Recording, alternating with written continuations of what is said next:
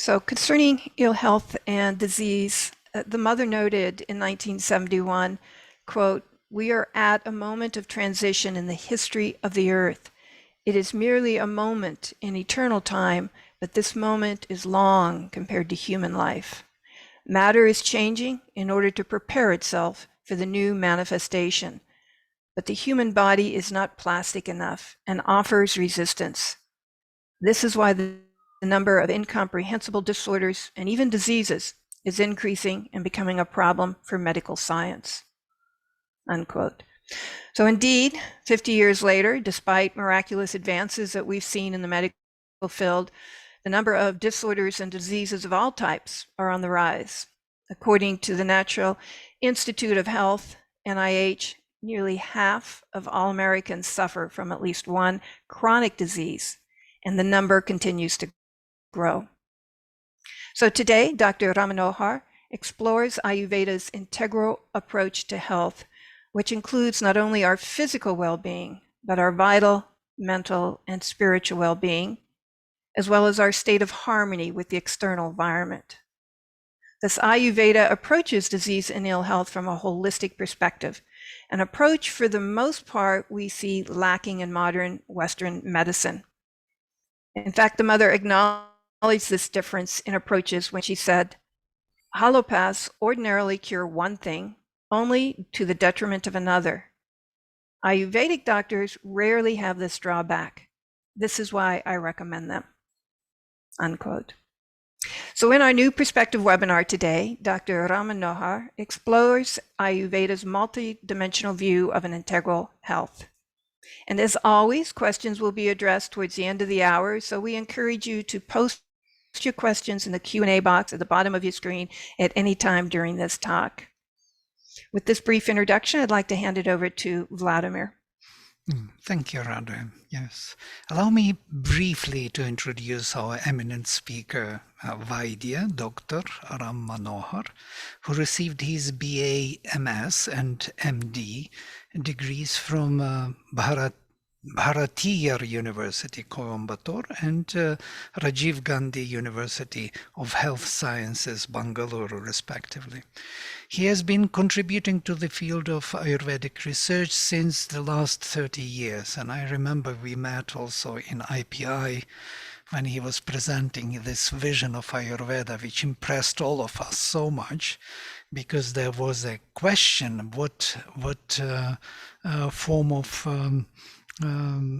cure would be better, Ayurvedic or allopathic? And there were chosen several cases, the most difficult cases, to compete, as it were. And within 1 year, we can see, and it was acknowledged by the authorities in US, that Ayurvedic treatment was very effective and even more effective than allopathic. I remember that presentation of yours, and I was very much impressed. And the person who was criticizing Ayurveda as something like not effective, kind of cheating or voodoo, was changing his mind and started to speak that he was actually mistaken and that Ayurveda has its place and power. And that was a big shift in my mind also, understanding of Ayurveda. And from that time on, of course, he has also led many important research studies in Ayurveda, and including landmark studies funded by NIH USA, and was awarded Excellence in Integrative Medicine Research, awarded by European Society of Integrative Medicine. Among the various other awards received by him is Keshav Baliram, Hedgewar Healing Honor of 2021 for development of Ayurveda in the context of integrative medicine. He serves also on the task force of Government of India related to Ayush response to COVID-19, and we just discussed before this session the issue of this virus. Also, he has more than 100 publications to his credit, including research papers in peer-reviewed indexed research journals. He has traveled widely in many countries, including US, Canada, Europe, Russia, Thailand, Singapore, and so on, for the promotion of Ayurveda. So without further ado, I invite Dr. Rammanohar to address the audience. Please, Ram. Namaste. Thank you, Vladimir, for that warm introduction. Thank you, Radhe, and all the organizers for this kind invitation. It's a real pleasure and honor to be on this platform to share my experiences and what I've learned, as a student of Ayurveda, and what I'm continuing to learn, as a perpetual student of this ancient knowledge system. So let me just share my PowerPoint slides. Yeah, is it visible now? Yeah. Yes. Yes. So today's topic is Ayurveda's multidimensional approach to integral health. So before we get into the topic, I'm just reminded of my school days, when I was a student of Ayurveda. We had before us this motto of WHO, Health for All by 2080. And as a student, I wondered, how can this be? Is health something that can be packaged into a bottle or, a package and then distributed all around the world so that everybody becomes healthy by 2080? I mean, it sounded very unrealistic, but that was the objective which we were all looking forward to, as a student at that time. But come 2000, around that time, we had this great epidemic AIDS, and this whole vision was completely destroyed, and people were becoming sick, and it was spreading. And then WHO became wiser, and we now have a new vision of universal health coverage. And we cannot distribute health to everybody, but we can give healthcare coverage to all people in the world. But this new COVID-19 pandemic has shown how weak and vulnerable we are. I mean, some of the countries with access to the most advanced medical facilities reeled, under the impact of COVID-19. So I think the future vision for health is what Ayurveda has always been talking about, health intelligence for all. I mean, health is not something that we can give from the outside. Health is something which every individual has to create by awakening his or her own health intelligence. This Ayurveda calls as pratnya. And this is the most powerful and the most potent medicine. This power of self-transformation that every individual has, unless that is awakened, we are not going to witness a healthy society. I mean, we may have individual miracles, we may have great technological feats, but they are all already too late. I mean, as the Patanjali Yoga Sutra says, Heyam Dukkham Anagadam. I mean, remove the sorrow before it has arrived. And Ayurveda's vision is creation of such a society empowered by what Ayurveda calls as health intelligence. So health intelligence for all, I think the world will awaken to this wisdom. Health for all, to universal health coverage to all, to ultimately health intelligence for all. So Ayurveda's concept of integral health is all about, using our health intelligence, to cultivate this vision and understanding of what is the human potential. Ayurveda says that we have tremendous potential. It may look at one glance that we are just, a bundle of atoms of matter. But on the other hand, inside this atom, just like in the atom is, hidden enormous physical energy, which we have exploited to make bombs and all in positive and negative ways. Even deeper inside matter, in matter is a womb of consciousness. And from matter can this great transformation happen. Matter can be transformed into a higher expression by awakening and invoking the deeper consciousness that is hidden latently in all human beings.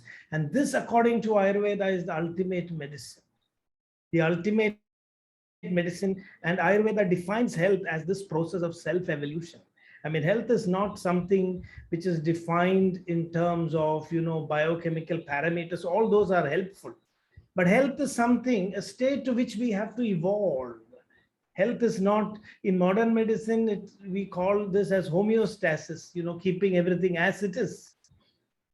Ayurveda says, no, it is homeodynamics, moving from the present state to a higher state of greater stability, of greater ability, and of a greater power of expression. That is what we have to achieve through Ayurveda. So with this introduction, I would like to get into our topic today.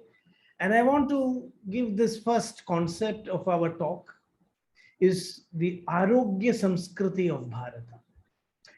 This has been so ingrained in our culture. It is not just from Ayurvedic textbooks that we get this wisdom. It was, the entire civilization of India was infused with this vision. So what was created was the Arogya Samskriti, the health culture of ancient India. And we see this not just in the Ayurvedic textbooks, but everywhere. And now I would like to give this definition of integral health, which everybody is familiar. This is, not from Ayurveda. Integral health is a state of being in which the individual's body, the physical, emotions, and life energies, the vital, the thoughts, the mental, are in harmony with our innermost self, the soul. Absence of such harmony manifests as disease or illness. Now, this is, for a student of Ayurveda, almost like a translation of Sushruta's definition of health. I was very awestruck when I read this in one, I think when I was in IPI or somewhere, I came across this definition for the first time. And I was struck by that similarity of this understanding in Ayurveda. So we'll explore that a little bit more soon. So knowledge of health, Sanskrit literature is a very rich resource of the wisdom related to health. They are profound, and not only in Ayurvedic literature. So I will not take much time here, just 5 minutes, just to give a quick glimpse of what we have as a heritage and how much remains unexplored. Thousands and thousands of medical manuscripts are there. I think India has one of the richest collection of medical manuscripts in the world. And at least 90% of this has not yet been studied. They are languishing in manuscript libraries. So this is such a pitiable state. We have lost the scholarship. And this is a very basic slide. I don't want to, it's not intended to be described. It's just, symbolic. These are the number of texts, non-Ayurvedic texts in which there is information about Ayurveda. It seems to outnumber. And a lot of Ayurvedic knowledge is incomplete when you see the text, because the texts expected that we were familiar with the general research. A lot of Ayurveda was supposed to be learned from non-Ayurvedic literature. So when you look at the wisdom of Ayurveda, I have always felt that it is like trying to fix a jigsaw puzzle. Bits and pieces scattered everywhere. Even in my younger days, the older generation, the grandma, there were unwritten, just spoken words, unspoken words. The whole knowledge of Ayurveda is scattered, in that mental world of what constituted Indian civilization. A lot of it is still in the thought world.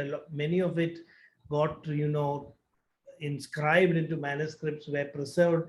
A lot of it was transmitted through oral traditions. But what we know, or what we have today, what we have salvaged, is only a fraction of this wisdom. I wanted to, just put things in perspective, that there's still a lot of exploration to be done. Like it is in Mahabharata that a deeper understanding of the Tridoshas are mentioned, that Shita, Ushna, and Vayu, not Vata, Pitta, Kapha. So they are telling that these are not physical things. They are actually indicating, the self-regulatory principles of the body. This is seen only in Mahabharata. In Ayurvedic texts, we translate it as wind, bile, and phlegm. I mean, at that point, everything is lost. The whole understanding of Tridoshas is lost because of the translation. So, how the body and mind balances through the interplay of the Trigunas and the Tridoshas is so beautifully depicted in the Mahabharata. And in a few slides, I just want to show that when we look at Ayurveda, we are dealing with a very, very dynamic tradition.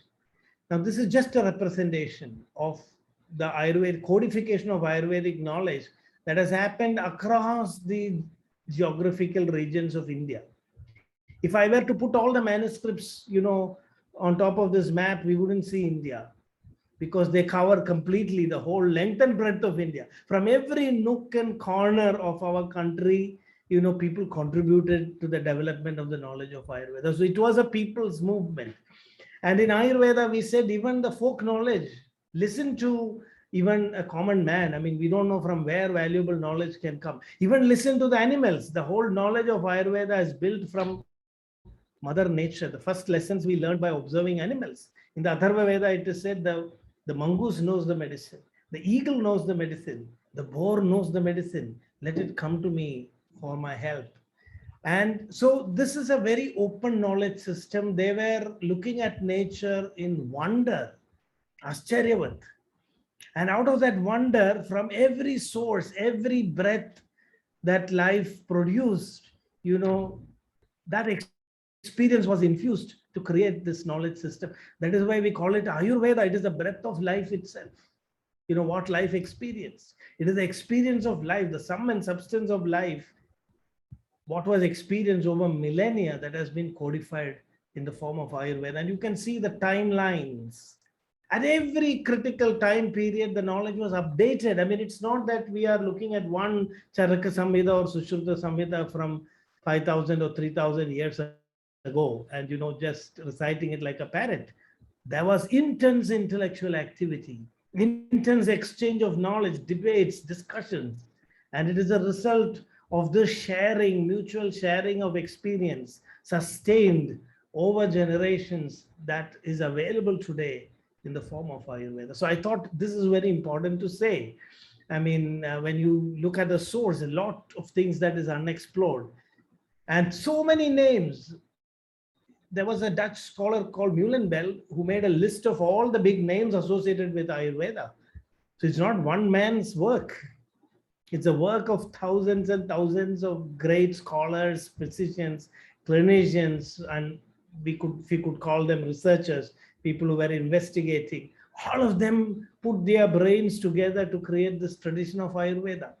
And the books are extremely, extremely structured. Just like today, if you want to write a scientific publication, you have a formatting. There are different ways you write an original research article with a case report or a clinical trial. There are guidelines. You have a consult guideline, care guideline on how to do that. In Ayurveda, we had also different methods of codifying texts. In fact, Ayurveda contributed to the whole scientific literature of India, the methods and techniques of, structured technical writing. These were called as Tantra Yuktis. The technical writing was distinguished from, general literature. You had to use certain technical terms, you had to define, you had to be very precise, the way you format it. So Charaka Samhita says you must have an abstract and you must have a body of the text, and then you must have a conclusion. Supraneda Sutra Bhashya Sangraha Kramam. So this format of a research paper where you present it as an abstract, and then you have a body where you explain in detail, and then finally you have a conclusion, is first discussed in the Charaka Samhita. There are methods on how you do debates. So this is just to give a flavor of, the intellectual activity and the great scholarly efforts, not only just scholarly, I mean, also experiential exchange, codification. All this has resulted, in what we understand as Ayurveda today. And a lot of it was also orally transmitted. I mean, there was a saying in India that Sahasram Vada, speak as much as you want. Ekam Malika Malika, don't write a single thing unless you're sure. So what was written became sacred because only what was really, really verified and validated would be written down. So nonsense can be spoken, but only sense can be written. That was their concept. So texts were updated very, very carefully. So there was a lot of knowledge that was circulating in the oral tradition. And when they all get, distilled and verified, then they would get updated. So a writing of an Ayurvedic text was considered a sacred process because out of the knowledge that was circulating, only the most distilled essence would be written down. Of course, in those days, they did not have the facility, technology for printing, but their minds worked much better. I mean, they could memorize, content which are kind of mind-boggling if we think today. Even in our younger days, we have heard of people who could just listen to a speech in any language and they would reproduce it. I mean, their minds were extremely working like computers. I mean, today we have to use calculators, computers, tools outside. We do the same computations, with such speed and precision using machines. But many of these ancient rishis and, these acharyas, they had tremendous mental capacity. So we cannot undermine them just because they wrote in some old palm leaves and manuscripts. I mean, their minds worked really very fast, and that's how this knowledge was created. And we have also, so I want to say in Ayurveda, we have a flavor of science and spirituality. This is a very important aspect of Ayurveda also, that this world and the world hereafter, Ubhayam, Iha Param, this world and the world, we have to embrace both together. So Ayurveda is not talking about an escape from this world. It is talking about a liberation. It's talking about, transforming the experience of this world and elevating it to a higher level. I think this is a very, very important aspect of Ayurvedic philosophy, because it is a medical science, because it deals with the pain and the suffering of the human being in confronting disease. So Ayurveda is not against any kind of technology. This is very, very important. Many people ask me, we also already had this discussion of vaccination. So I want to say, Ayurveda talked about all kinds of technologies. No technology was taboo. We said, if you want extrauterine fertilization, if that's the only way, try it. There are experiments. This may be science fiction, but I want to tell that I'm not claiming that all these happened in those days, but the fact that these are discussed shows the attitude. I mean, we are not against technology. I'm coming into the spiritual aspects of Ayurveda, but I thought it's very important to show that Ayurveda is not against science. Ayurveda is not against, materialistic approaches to treatment, but it emphasizes, it puts things in balance. And that I think is the beauty of the integral approach of Ayurveda. So we have in our tradition stories of what we can call today as extrauterine gestation. I think such issues were considered were subject to many religious debates in many other cultures at this time. In Ayurveda, in our tradition, these were all openly accepted. Surrogate mothers, how the fetus can be influenced externally, even asexual reproduction, preserving dead bodies, reviving the dying with special herbs, and many such concepts are there. We have also in Ayurvedic texts, we don't know whether they really happened or whether they were science fiction, but discussions about artificial limbs, head transplant, artificial denture, eye transplants. So Ayurveda is not against technology. It says, let this all be there, but we shouldn't use them. What Ayurveda says is technology should be like a, fire engine or, a fire extinguisher. Keep it, but make sure you never use it. I'm sure we would never want to use the fire extinguishers in our room, but we should keep it in case of an emergency. That is the Ayurvedic approach to technology. We don't want to miss anything. If it is really needed, we can use all of this. But Ayurveda shows us a way where we don't become dependent on these external tools, where we liberate ourselves. The whole concept of Ayurveda is Amritattva, liberating, becoming free, from all external limitations by rediscovering your inner self in your own consciousness. And that state of health is called as swasthya. Swasthya means to be in oneself. This is the Ayurvedic definition of health. And here Ayurveda, Yoga, Vedanta, everything merges into, one unified vision. So that is why we say Ayurveda is the fifth Veda, because Vedas talk about that higher vision. And if you are lost in a lower plane, you cannot, liberate yourself. Ayurveda comes down. If you are sick, it's okay. We are very practical. If you need a transplant, okay, let's do the transplant. Save your life, and then, think about the higher thing. That is never lost. That vision is never lost. And I think linking, when you're talking about the integral vision of Ayurveda, linking the spiritual, material dimension of human consciousness, I think that's the first level at which Ayurveda integrates life into one complete whole. There are also research myths, the questioning attitude. It's not that all Ayurvedic knowledge was discovered by a rishi sitting closed with his eyes in meditation, and then a light, brightens up in his mind and everything is known. It was done through painful exploration. Sushruta tells not just India, Nadishu, Shaileshu, Sarassu, Chabi, explore the whole earth to find out, medicines. The rivers, the waters, the oceans, the mountains, the plains, villages, wherever there is a piece of land, wherever there is even water, wherever the Panchamoha Bhutas are there is some medicine. So this is again an open system, that Ayurveda is very open and inquisitive. And there were also ancient attempts at creating, Ayurveda, describing with diagrams, schematic diagrams of human anatomy. And so this is what I think for me is most fascinating. This whole panorama, this whole inclusiveness, on the one hand, taking you to the heights of, spiritual awareness and consciousness, and at the same time, bringing you down to the ground reality of, pain and suffering. I think this is quite a task to be able to reconcile these two viewpoints. And that is where I think Ayurveda has a great, vision to offer.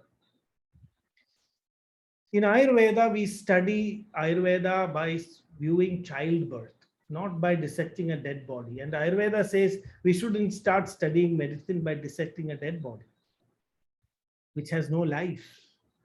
You have to see, according to Ayurveda, Shariram is seeing how the macrocosm becomes the microcosm. That's the first step in understanding, learning medicine, not what remains after the consciousness is gone. So Ayurveda is very careful. Don't look at a dead body first, look at what is life.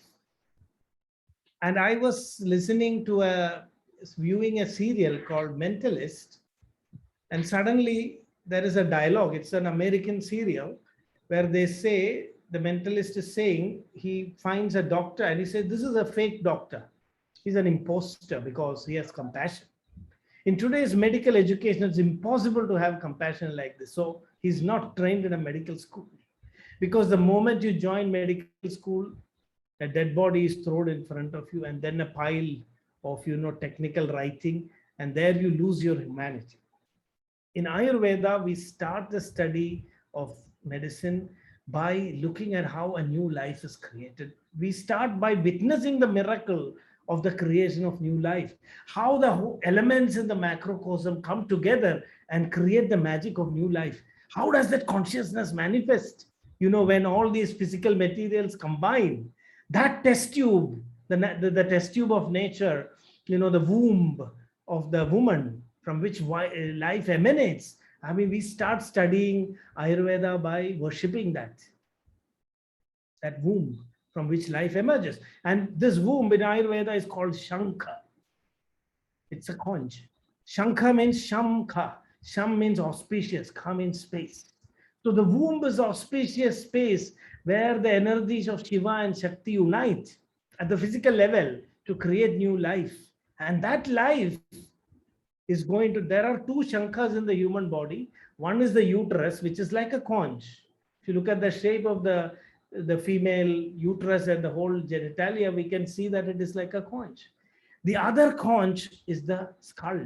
In puja, when we keep the worship, we keep the skull. it represents, our human skull. And the water inside that is Amrita Jala, which is the famed Amrita Jala of the yogis. So in two places, the Shiva Shakti Samagama has to happen. And in Ayurveda, we witness the union of Shiva and Shakti to spark the creation of life.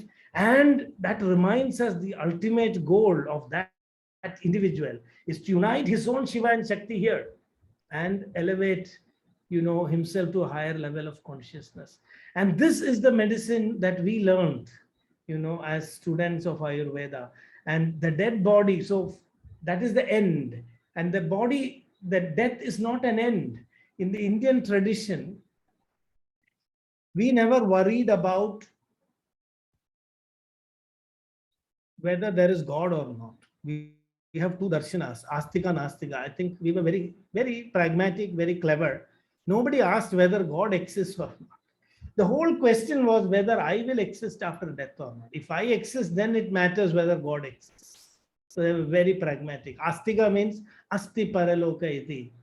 There are people who said that we survive. I mean, our individuality survives death. They were called as Astikas. And those who said the end of the body is the end of our existence, they were called as Nastikas. So very often Astika Nastika is translated as theist and atheist, and this is completely misleading. There is no theism and atheism in that sense. There is only whether I exist and I am the self, I am the universe. Ultimately, that's what we are realizing. Atma is Brahman itself. So it's all a question of me discovering my source. That's how the whole equation comes. And Ayurveda tells us why an Astika Darshanam is helpful, how it can elevate us to that higher level of consciousness. So Ayurveda is an Astika Darshana. It believes, and there is a big debate whether Paraloka exists or not. And Ayurveda tries to improve it scientifically by talking about, regression memories, Jati Smarana, where yogis in a particular state can, actually see their previous births. So it tries to give even empirical evidence in support of, acceptance of a previous life, and tells that even if you cannot believe it, try to realize it through the practice of yoga. It's worth attempting to see whether Paraloka exists or not, because it can completely transform your view and perspective on life. So this whole concept of dharma is there because of Paraloka. If there is no Paraloka, there is no dharma, because everybody lives only one life, and there can be no dharma nurtured if we don't conceive of Paraloka. So that is a very, very important concept in Ayurveda, and it is through the concept of Paraloka that Ayurveda tells us. It says this Ihaloka cannot be denied. It's a reality. It's a very concrete experience for us. But by taking us our vision to the Paraloka, it tells us why we must embrace spirituality, why we must evolve into a higher level of consciousness. Now, the philosophy of Ayurveda as Arogya Darshan. So we have Arogya Samskriti in India, and that Arogya Samskriti comes from the Darshana, Arogya Darshana of Ayurveda. It is a translation of the Arogya Darshana in social life, in the entire fabric of the society. When this got translated, it became Arogya Samskriti. So now, the Tridoshas. I think I just want to tell a little bit about this, because even the Tridoshas have this spiritual dimension. Tridoshas are actually self-regulatory principles of the body. They are not three substances. They are actually patterns of variation. If you take today, physiology is continuously changing. Nothing is static. But those variations create a pattern. The body is continuously shifting like a pendulum. We know our blood sugar increases, then it stabilizes, then it decreases. Increases, stabilizes, decreases. Everything in the body is moving through this pendulum of increase and decrease, and coming in the center. And this balance is what in modern science it is called as homeostasis.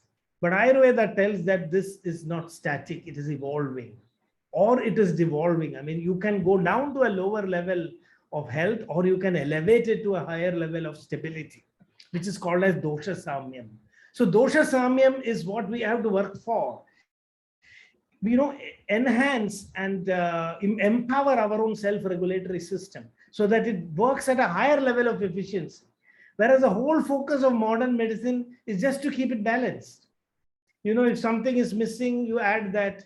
If a blood pressure goes up, you force it down. But Ayurveda says that's not the way. You have to elevate, you have to transcend, not just work at what level it is functioning, bring it to a higher level of functionality.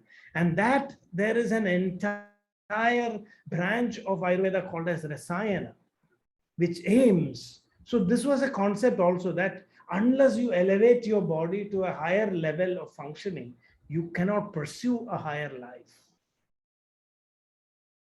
Dehaveda, transform your physical body to something more powerful so that it can receive, it can withstand, the descent of your consciousness. Because now it is not capable.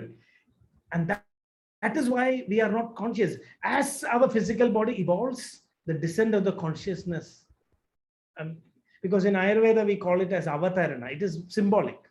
Something which is not within our reach, we say is higher, and bringing it within our reach is kind of a descent. So the preparation of the body for the transformation and manifestation of a higher consciousness, that is the goal of Ayurvedic treatments, not just merely removing disease. And it is in that way. So when we completely work on the configuration of our Tridoshas and the Trigunas in the mind, to the point where we get this change in the physical body, at that point, a higher consciousness manifests. And then you become a swastha. So that moment, we don't know when it will happen. We have to keep working for it. It's just one moment is needed for this transformation to occur. But it may take lifetimes of effort before you are prepared. This is what Ayurveda says. So in the Charaka Samhita, there is a statement. What will happen if you take Rasayana? Na kevalam dirghamihayurasnute, not just long life.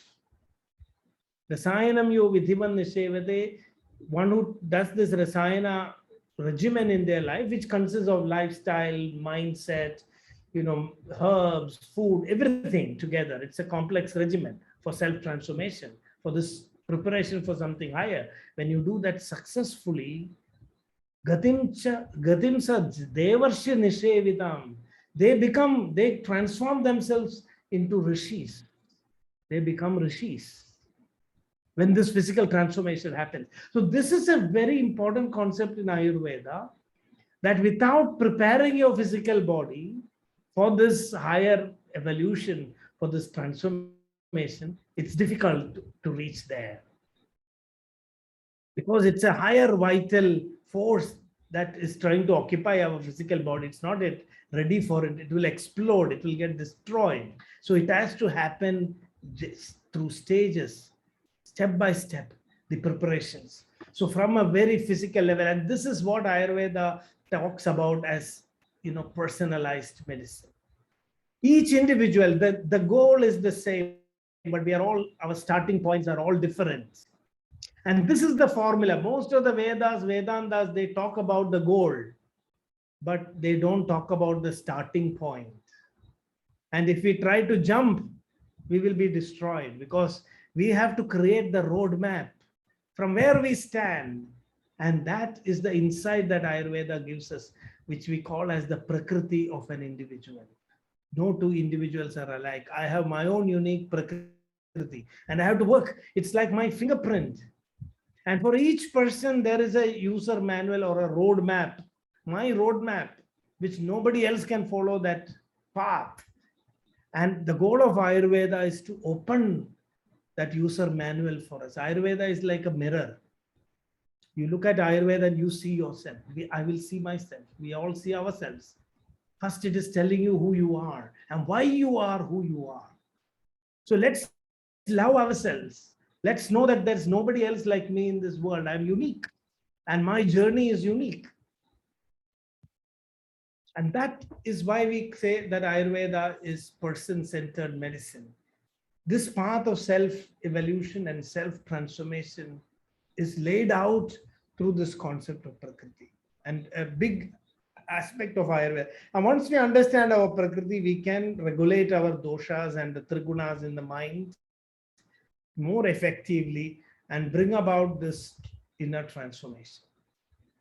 So this is the definition of health in Ayurveda, which is very similar to the concept of integral health.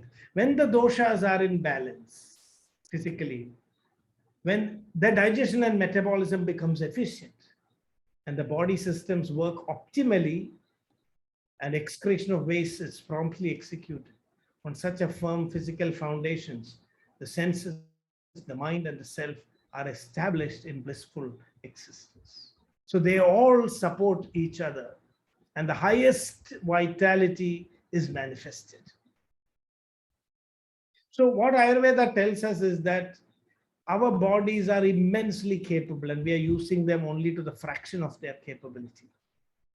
We can elevate ourselves to a much, much higher level of experience and existence. And in Ayurveda, we have this concept, what we distinguished was always the Atman and the Anatman, not the body and the mind. There's a lot of question whether the mind is physical or, is it something beyond the body. In Ayurveda, we had no doubt. We said the food affects the mind. You can change the functioning of your mind by giving some chemicals. Ayurveda used medicines. The mind and the body create one continuum. It is part of Prakriti. Mind is material. It is not yourself. In fact, knowing that your mind is not yourself is a very important, step in self-discovery.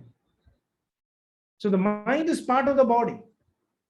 And so we have no problems with neurologists. If you cut your brain, then your mind may, you cannot see your mind. Because this is so integrally connected. There was a debate in the Upanishads whether the mind is separate from the body. And the Rishi says, stop eating food and come back after a few days. And then tell me whatever you studied. And the students were not able to remember anything. And then the Rishi said, Annamayam hi saumyam mana. See, your mind is made out of the food that you eat. Are you convinced now? So it's material. It's much more subtle, but it's still material. And there is so in Ayurveda, we say the mind, it's like the ghee and the iron pot. You heat either one of them, the other gets heated. This crosstalk between the body and the mind is a very interesting, important theme in Ayurveda. We say, don't separate the body and the mind. Think of them as one. What you think has an impact on your body, and what happens in the body has an impact on your mind. And here I would like to, this has been very fascinating for me because Sri Aurobindo, even in his absence, inspired the discovery of a molecule which came to be known in Sanskrit. There is only one molecule in chemistry, I think, given a Sanskrit name, and that is called Anandamide.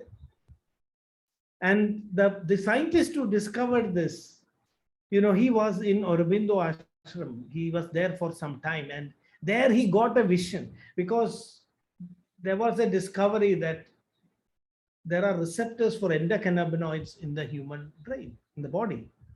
So the scientists were wondering, where are these cannabinoids coming from? Why is there a receptor? It means the body is also drugging itself.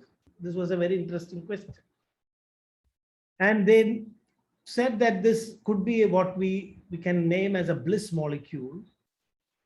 And there were many scientists trying to, running race, to discover this first. And this scientist from Israel, I don't remember his name, he came to Aurobindo ashram and stayed there for some time. And he got a vision that he's the one who's going to discover this. He got a premonition. And in that moment, he named that new molecule, even before it was discovered, as Anandamide, or the Bliss Molecule, out of respect for Sri Aurobindo. And 4 years later, it was indeed he who discovered this molecule. And he kept his promise. He called it as Anandamide, the Bliss Molecule. If you run every day in the morning, the Bliss Molecule is produced in abundance in your body.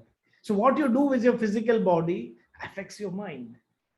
And so tuning, calibrating your body and mind so that you can allow the manifestation of a higher consciousness. This doesn't mean that your self is Anandamide. This is all about calibrating your body and mind. There are so many physico-chemical reactions that have to happen in this platform of the body and mind before a higher consciousness can manifest and, express itself in all its glory. And that is what Ayurveda is, all about. I think I will stop in the next 5 minutes. I just think I have reached about 45 minutes. There were many, many more slides, but this is never ending. So a few more concepts and then I will discuss. Is that okay? Yeah. So this new modern concept about the PNEI axis, I won't say they are exactly the same, but it's a model. It's a biochemical understanding of the Ayurvedic model of the Tridoshas and the mind. Ayurveda said mind, Vata, Pitta, and Kapha, and the mind also Sattva, Rajas, Tamas. This is the whole axis of the body and mind. And today modern science is talking about PNEI axis, psycho, neuro, endocrino, immunological axis. And there is a continuous crosstalk across this axis. And if you really look at the meanings of Vata, Pitta, Kapha, Vata is more related to neurological regulation of the body. Pitta is related to endocrinological regulation, and Kapha to the immunological regulation. I'm not saying they're exactly same, but these are small bridges that you can create between two knowledge systems. And suddenly, we realize many things, ideas about the heart also being a brain, heart brain. Today, modern science is talking about neurons in the heart, the gut brain, neurons in the gut. These are, ancient concepts rediscovered, that the mind and the body are intimately connected, not just at the brain, but I think tomorrow we are going to discover skin brain also. According to Ayurveda, the skin is also a brain, because our touch is such a powerful way of communication. And there are so many things that you can convey through the touch, gut feeling, what you experience in the heart. Even today, when I say I put my hand over my heart, not on my head, because this is where self-awareness is concentrated. And there is an anatomy of the heart that when the blood moves out of the heart, the heart attack itself is a paradox. It's penury amidst plenty. The heart is full of blood when it suffers a myocardial infarction. If there was some way for the heart muscles to take the blood directly from where it contains, there wouldn't be heart attack at all. The reason is that the heart is the seat of self, because the heart is the yajna according to Ayurveda. It is the prana pratishta. That is where the self swayambhu is there, the sinoatrial node from which the impulse comes. It's like a swayambhu. The heart is existing for the whole body. So it's very interesting that heart symbolizes the concept of yajna in Ayurveda. And anatomy, modern anatomy also confirms it. When the blood moves out of the aorta, the aortic valve closes the entry into the coronary arteries. The heart cannot receive blood when it is pumping it to the rest of the body. When the backflow comes and the aortic valve closes, after distributing everything to the rest of the whole body, what comes back trickles down the coronary arteries and the heart muscle receives. This is what Bhagavad Gita calls as yajna shishta. The heart is a symbol of the biggest yajna that is happening in our own body. The heart is giving to the rest of the body and takes only what remains. And when heart attack is nothing but the selfishness of the rest, it is a bhanga of the yajna. And this is why Ayurveda says that disease is the anger of Lord Shiva. It is the destruction of the yajna of Daksha. So what we see in Ayurveda is this integration of what is physical and what is transphysical. A very beautiful synthesis giving us this higher vision of life. So the last point I would like to say, and there were many other slides, but I think this is where we will conclude. Yeah, one other slide I wanted to show was how in our creation, this integration of multiple elements, we say this is Prakriti. How is Prakriti formed? How are our individuality is created? It comes from multiple sources. Ethnicity, the community in which we are born, family, the place, the time, age, and then the individual components, the Tridoshas and Trigunas. So if you were to translate this into a modern perspective, what Ayurveda is telling us that our individuality is an expression of what we carry, from our deep inner source, and that which is modulated by genetics and epigenetics. All these three things together create the dynamic person that we are. So I want to say this: when you say integral, Ayurveda has been integrating, multiple dimensions to create a more complete view of the human being. And the last point that I would like to highlight is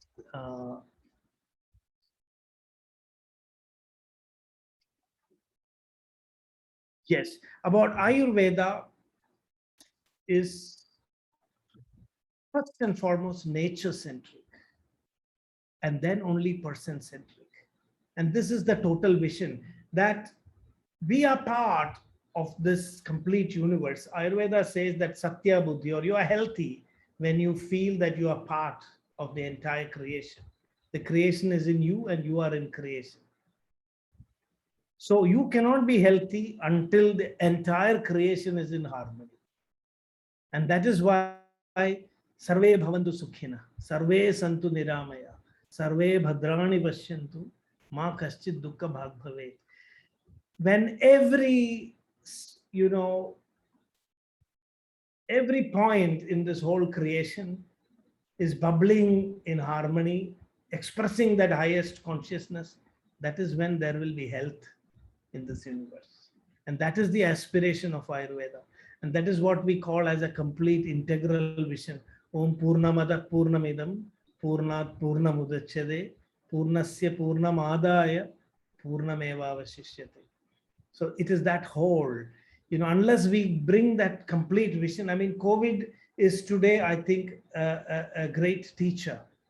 If there was a great best teacher award to be given in this times, it would go to COVID, because it is teaching us how important it is for us to look inside, how important it is for us to, repair, mend our ways. Nature was healing during the pandemic. Nature is healing itself. It is not a punishment. COVID is not a punishment. It is just the result of our interactions with the external world. And so Ayurveda tells us that a wholesome interaction with the external universe, that is the cause of health and disease. Kalartha karmanam yogo hina mithyadi matraga. Samyak yogascha vitneyo rogarogyega karanam. What you think in your mind, how you act with the external environment, that is ultimately going to determine whether we are going to have, a healthy existence or not. And we are collectively responsible for it. Unless we bring this collective wisdom, unless we awaken with this higher health intelligence, I think there is no future for humankind. And but there is, of course, nature is compassionate, and I think we will go through all those experiences that will transform us into this higher awakening and realization. And for this reason, Ayurveda remains. Ayurveda is not against modern medicine. Ayurveda embraces modern medicine, but just tells us that we may need to go beyond. We need to not limit ourselves to curative medicines. It's like living with like a crippled person with crutches. Ayurveda wants us to be free and to be not dependent, and to elevate ourselves to a higher level of being and existence. Namaste. Thank you. Thank you. Thank you very much, Rammanohar. That was a beautiful, inspirational talk. And it is exactly what we were expecting, to give us an overview, a bigger picture of Ayurveda, to see all it in integral vision of the whole nature. And this attitude, which I notice, it is coming from the Veda, from the Rig Veda. It's a Vedic vision of nature first, the spirit first. The nature is embodiment of the spirit. And we are all the elements of this. And we have to respect this movement. And our health, this idea of what you presented, that, homeodynamics of Ayurveda is a beautiful new idea. And not homeostasis, that you have to find something which is statically good for you in this moment of time. And this is the problem of all statistics, because statistics is something which caught in time in that moment, and then you compare with that moment everything else which is already evolving. It should not fit to that statistical point. It should deviate from it. But how? How this idea of dynamic truth, which is in the Veda, this coming back to the dynamic truth, to rhythm, where everything can express the highest truth in this moment of time. It is possible. It is assured by Ayurvedic concepts which you were presenting today. It is beautiful. So we have few questions here, and unless Radhe would like to say, she is actually Ayurvedic practitioner and studied Ayurveda and published several books. I would invite Radhe to make some comments. Sure. Thank you, Vladimir. I actually have a question for you, Dr. Rammanohar. You had mentioned a number of the sages that have contributed to the knowledge of Ayurveda, Charika, Sushruta, Kashyapa, etc. What I didn't hear you mention is the Atharva Veda and its role and source of Ayurveda. So I'd be very interested. I know Charika mentions that of all the Vedas, the Atharva Veda is the one that each Ayurvedic physician should know. And could you explain a little bit about the relationship between the Atharva Veda and Ayurveda per the classics? Right. This is a very symbolic correlation. If you look at the Vedas, the four Vedas, you can divide them into two groups. One is the Trai. The Rik, Yajus, and Sama are called as the Trai. They make one complete composite whole. And Atharva Veda actually stands out. It's the Veda of Prayaschitta. It is the remedial Veda of compensation. Now, these three Vedas actually represent the three faculties that we have: Ichha Shakti, Jnana Shakti, and Kriya Shakti. That is the power of will, Ichha Shakti, the desire, our resolve, Sankalpa, which is the Rig Veda, richest tutau. It is expressing our highest aspirations, our highest emotions. That is what we express through the Rig Veda. And Yajur Veda is karma. Yajus standards, stands for action, karma. That is the Kriya Shakti. And Sama Veda is for jnana, or knowledge, Samikaroti, the equal vision. So what Veda says, Somayaga actually means bringing the three faculties together, in harmony, our Ichha Shakti, Jnana Shakti, and Kriya Shakti. So with the highest motivation and with the perfect knowledge, when I perform an action, when I respond to the universe, I'm leading a Vedic life. I achieve the highest. So bringing together these three, this is what is Vedic life. This is the Somayaga that we are expected to do. And when we fall from that, Atharva, not Tharvati, forces you back into this harmony. That is Atharva Veda. And disease is happening when this harmony is lost. So because Atharva Veda is the Veda of Prayaschittam, or the Veda of compensation, that is why Ayurveda is part of Atharva Veda.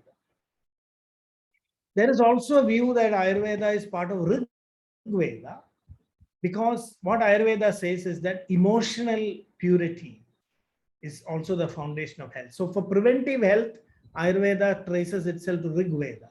And for curative health, Ayurveda traces itself to Atharva Veda.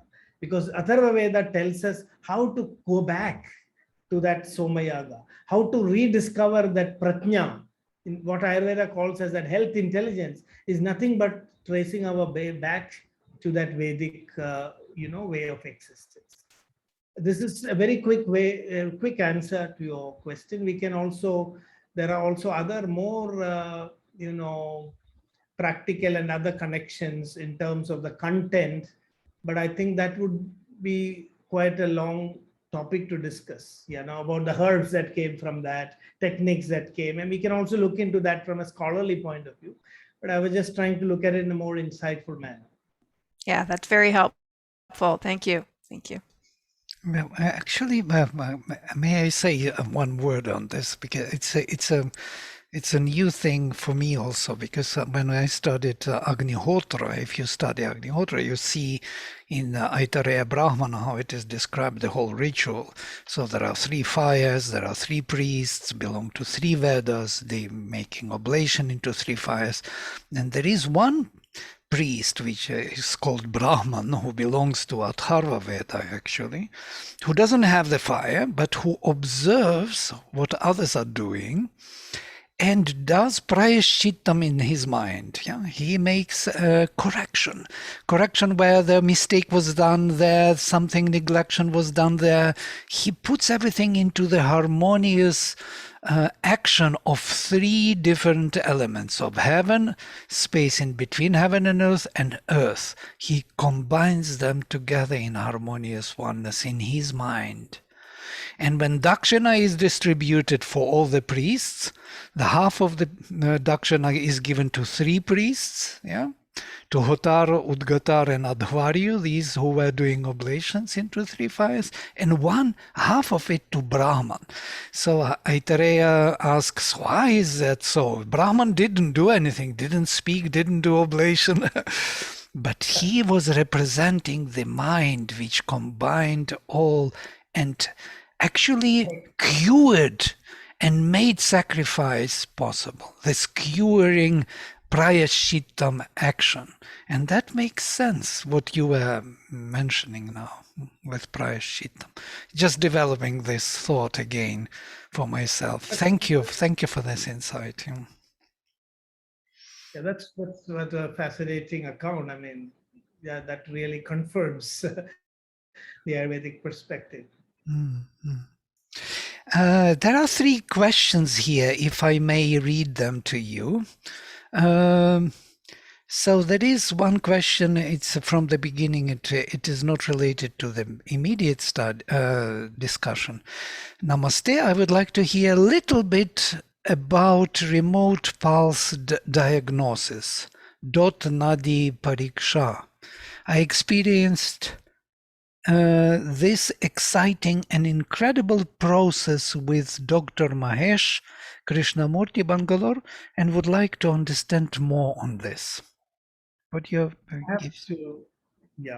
thank you for that question, but I have to express my helplessness here, because there are many subtle methods and techniques. In fact, even nadi diagnosis is today not possible except by very few individuals, because there are, as I said, there are many deep skills that Ayurveda physicians developed, which perhaps compensated for the absence of technology. There are higher sensibilities and sensitivities, which according to Ayurveda can be developed only by tapas, not by, college training or learning. It is through tapas and transformation of the mind that you get abilities like, Duta Nadi Pariksha. Even Nadi Pariksha requires tremendous mental skills. It's like you're converting your touch sensation. They are becoming sensors. You're able to identify patterns. I've spent time with Nadi experts and I've seen that this is possible, and you feel fascinated, but it's not easy to learn. And today, so we don't have many experts in this field. Ayurvedic texts say that, Ayurveda emerged from Indra. Indra is a Sahasraksha, means somebody who has 1,000 eyes. So we have 2 eyes, Indra has 1,000 eyes. So when you become an Indra, you're able to do things that you cannot just do with 2 eyes. But to become an Indra, you have to become a Shatakradu, you have to do 100 yagas, and then you become an Indra. So that tapas is not there in our life today.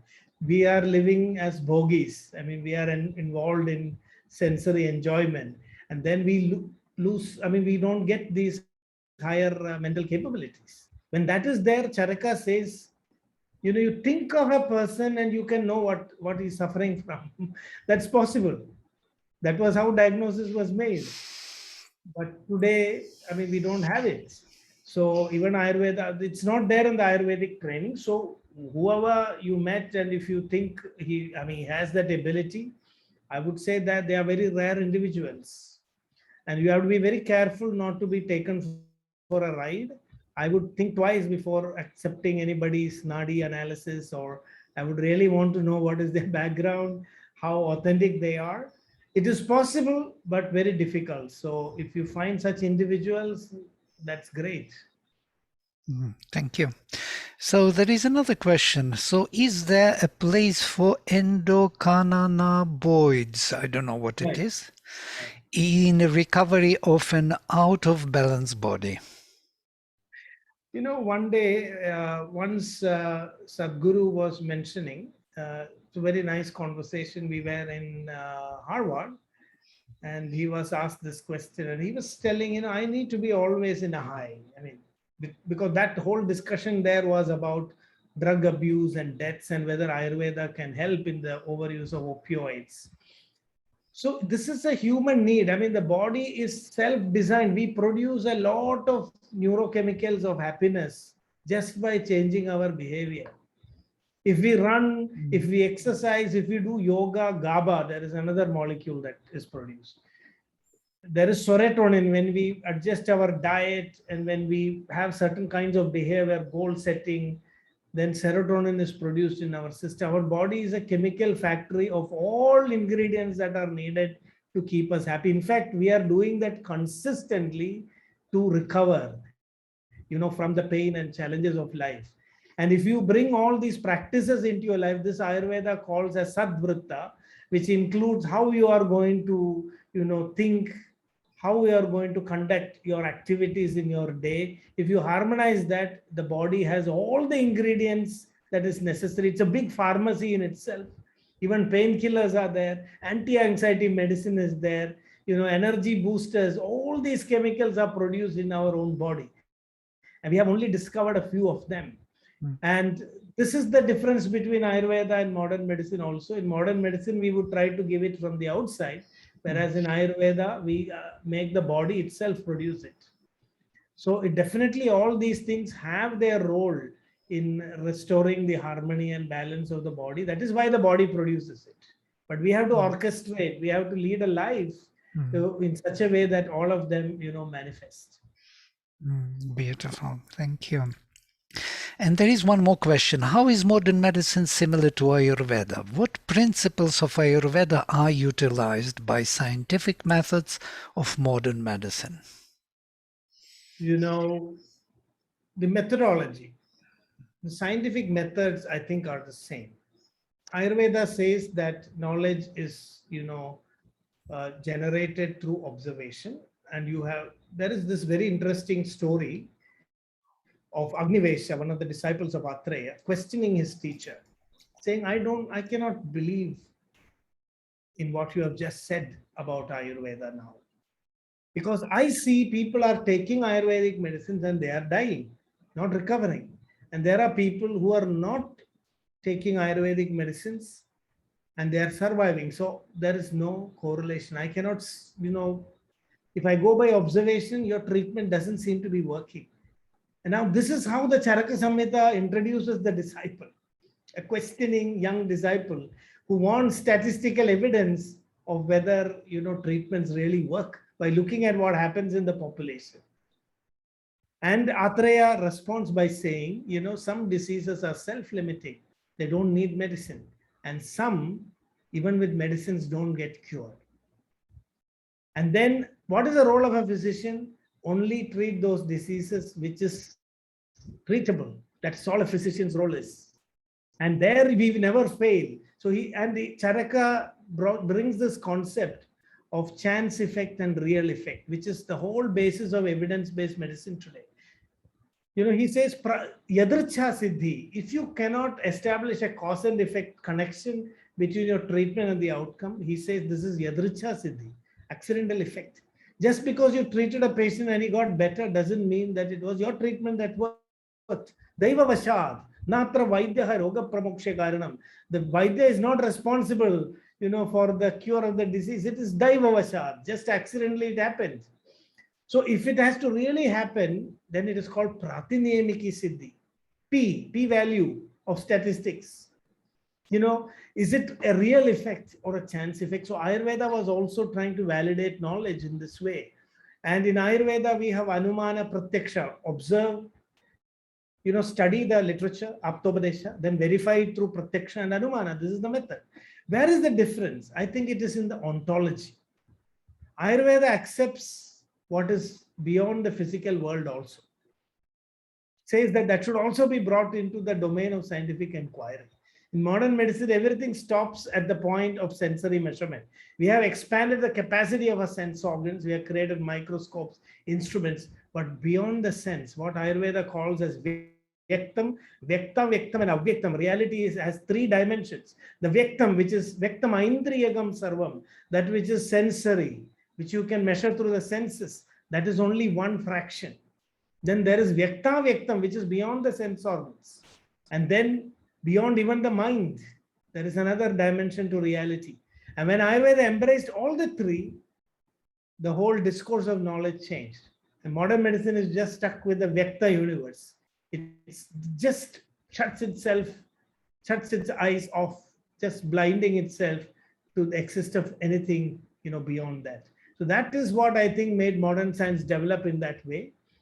And that is why Ayurveda can accept modern science, but perhaps not so easy for modern science to accept Ayurveda, because Ayurveda includes all these three domains. So it's very easy for us to accept what comes from the Vyakta realm. But for modern medicine to accept what comes from Vyakta, Vyakta and Avyakta is more challenging. So beautiful, thank you.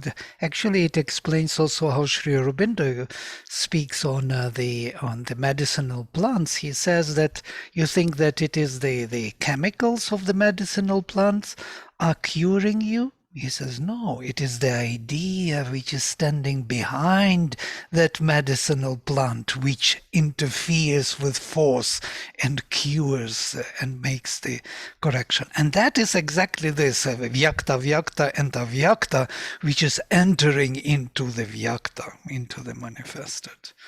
Beautiful. Thank you very much, Rammanohar. It was wonderful to have you with us today. And we hope we will meet again and we will continue this journey, because it's not about only health, it's about the holistic vision. It's a knowledge system which is required. Thank you very much. Thank you. Great honor. Thank you. Thank you so much.